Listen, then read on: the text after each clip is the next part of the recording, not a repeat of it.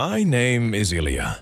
I am 34 years old, and until that New Year's night, I considered myself an ordinary person. Not good, not bad. Not happy, not unhappy. Just someone who had learned to live quietly and invisibly without drawing unnecessary attention, either from people or from life itself. I live alone. I always have. At first, it happened by chance.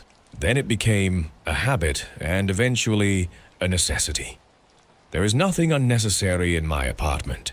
An old sofa, a work desk by the window, a wardrobe with clothes, and a television. I turn on only for background noise. Silence presses on me too heavily, especially in the evenings, especially in winter. My job is just as ordinary. I am an archivist at a small municipal institution. Old documents, dusty folders, yellowed pages filled with other people's signatures and lives. I've always liked working with things that are forgotten. Things no one needs anymore. Papers don't ask questions and don't look at you with judgment. They simply lie there and wait for someone to turn their pages. People often ask me if I ever get bored. I always say that I'm used to it. That's true, but not entirely. I am used to loneliness, yet I have never felt safe in it. Since childhood, I have had the feeling that when everything around me becomes too quiet, it means someone or something is hiding nearby. I haven't celebrated New Year's Eve for many years.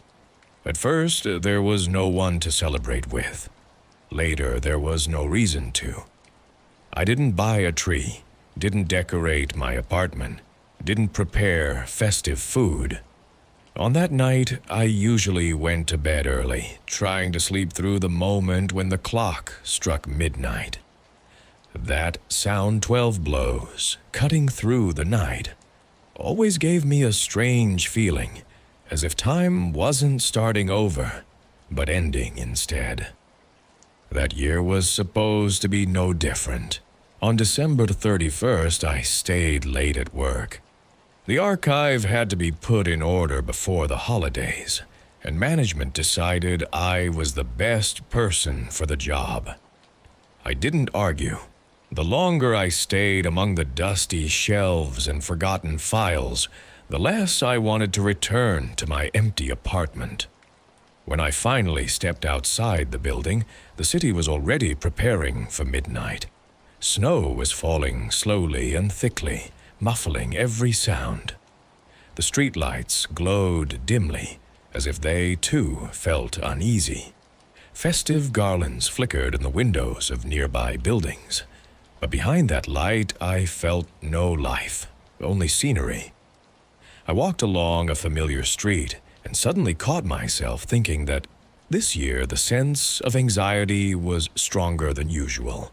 It wasn't specific. I couldn't say exactly what I was afraid of, but every step felt heavier, as if the air itself had grown dense.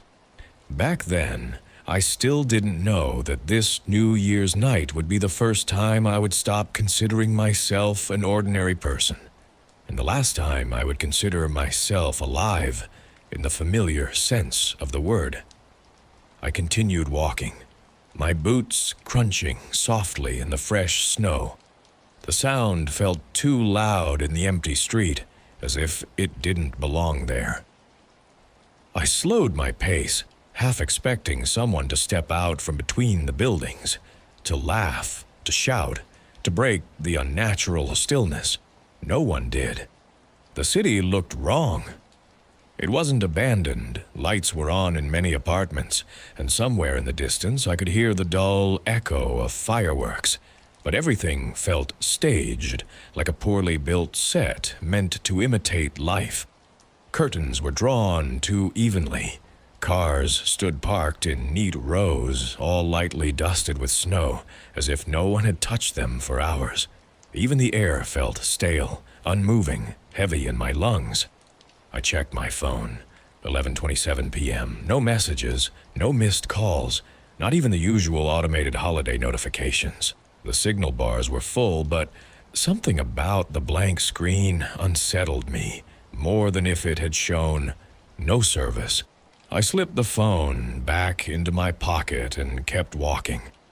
My apartment building stood at the edge of an older district, one that the city never quite managed to renovate.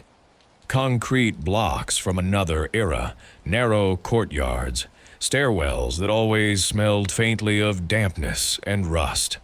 I had lived there for 7 years and knew every crack in the walls, every flickering bulb.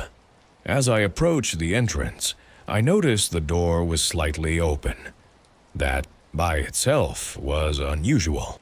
The front door was heavy and always closed automatically. It had jammed before, but never like this, never left open wide enough for a person to slip through without touching it.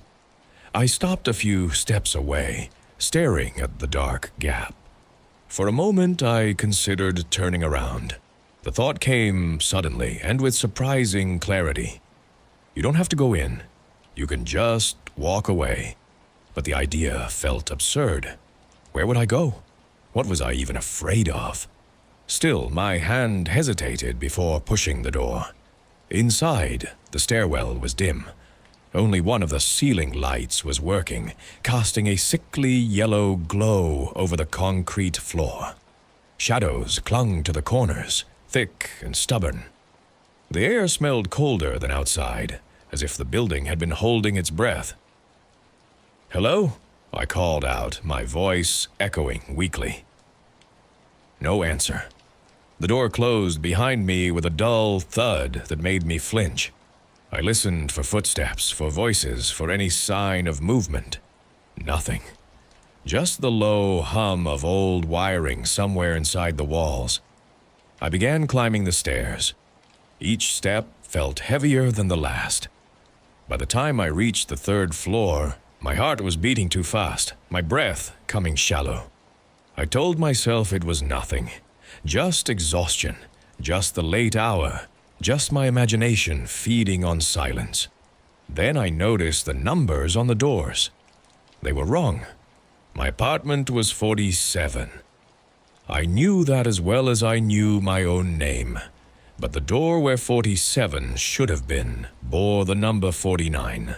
The next one read 51. The metal plates looked old, scratched, as if they had been there for decades. I frowned and walked back down a few steps, checking the doors on the lower floor. Same thing. The numbers jumped in odd increments, skipping where mine should have been. A tight knot formed in my stomach. I climbed higher, faster now, checking every door, every number. 4th floor, 5th, my floor didn't exist. Neither did my apartment. "This is stupid," I muttered to myself. "You're just tired." But the sound of my voice felt chujum farin in the stairwell, as if it didn't quite belong to me anymore. I pulled out my phone again.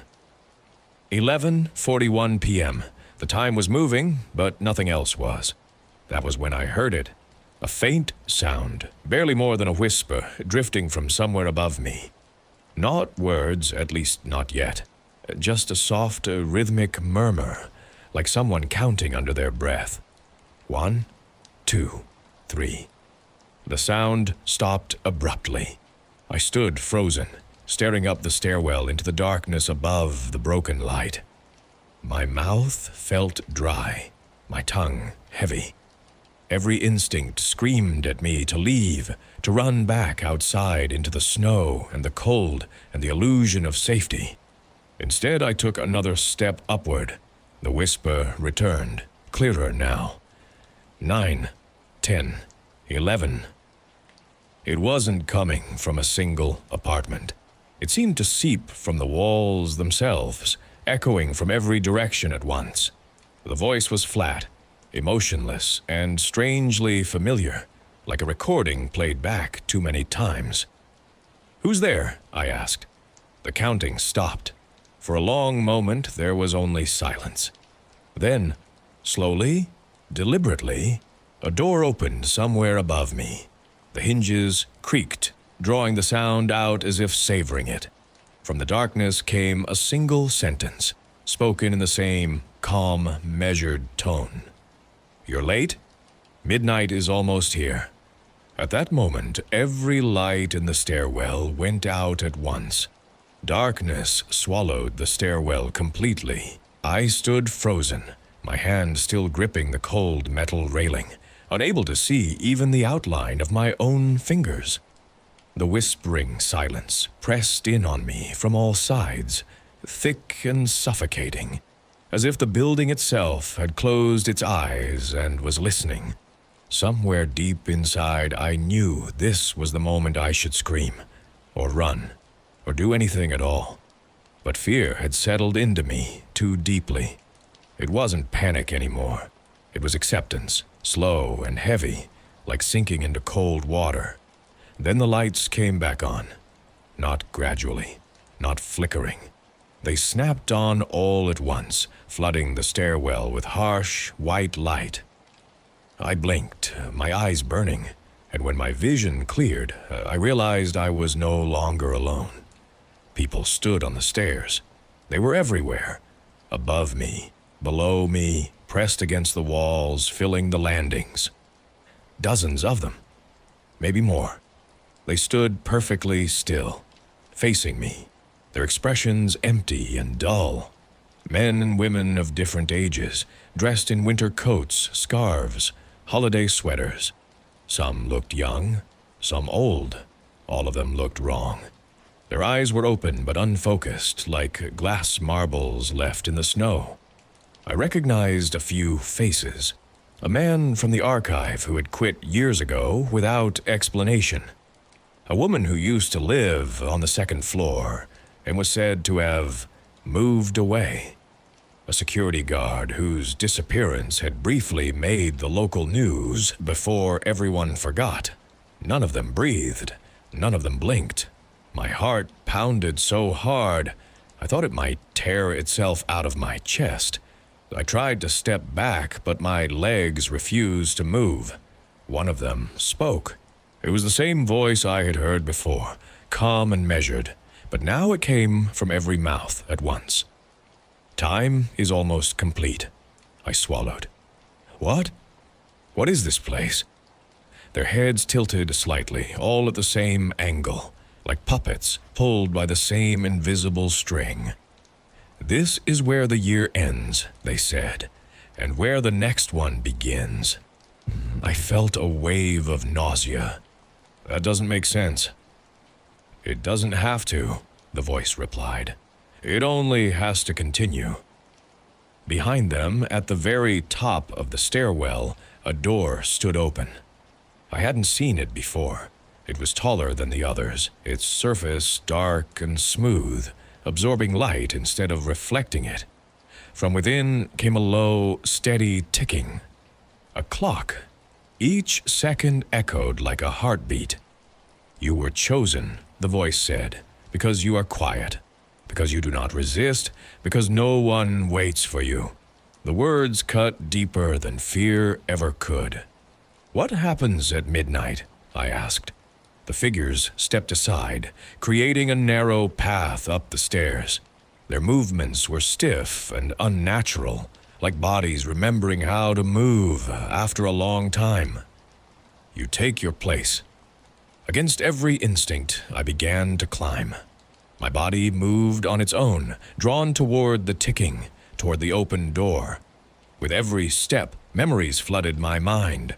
Years spent alone, nights filled with silence, holidays passed without celebration or witnesses. I realized then that this thing hadn't appeared suddenly. It had been watching me my whole life, waiting for a night when the world itself turned its back. I reached the doorway. Inside was a vast, empty room with no walls I could see, no ceiling, no floor-only darkness, and a massive clock suspended in the air. Its hands trembled as they approached 12. Around it stood more figures, thousands of them, all facing the clock, all waiting. I understood. Every year, when the old one dies and the new one is born, something must remain behind to hold the moment together. A witness, a weight, a reminder that time does not truly reset. "Step forward," the voice said gently. The clock began to chime. 11. I wanted to cry out, to beg, to promise I would change, that I would live louder, brighter, differently. But promises mean nothing at the end of a year. 12. As the final chime rang out, the darkness surged forward, wrapping around me, filling my lungs, my thoughts, my name. I felt myself unravel, stretching thin, dissolving into something vast and still. The last thing I saw was the stairwell, far below, empty once again. Clean, normal, ready for someone new. Somewhere, fireworks exploded, glasses clinked, people cheered. And deep within the building, a new voice joined the counting, steady and calm, waiting for the next New Year's night. Waiting.